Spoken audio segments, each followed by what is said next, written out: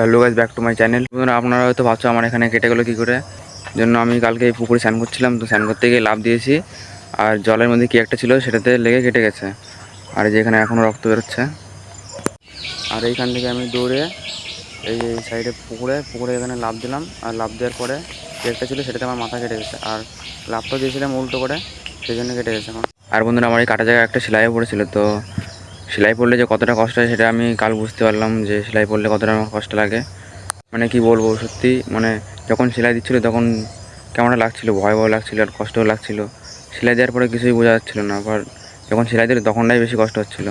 এই সেলাইটা ঠিক আমি 7-8 দিন পরে আমি খুলতে পারবো, তার আগে খুলতে পারবো না। আমি এখন যাবো ড্রেসিং করতে, কারণ এই উপরে যে ব্যান্ডেজটা ছিল এটা পুরোটা রক্তে ভিজে গেছে, এখন নতুন একটা ব্যান্ডেজ করে দেবে। তো তার জন্য আমি এখন ডাক্তারের কাছে যাবো। তো চলো বন্ধুরা, যাওয়া যাক। আর আমার কপালের এইখানে কেটে গেছে। আর তারপর বন্ধুরা আমি এখন চলে আসলাম ড্রেসিং করে, আর এখানে নতুন একটা ব্যান্ডেজ করে দিল, আর এখন ব্যথাটা একটু কমে গেছে। বন্ধুরা, এখন আমি চলে যাচ্ছি আমাদের বাড়ির দিকে।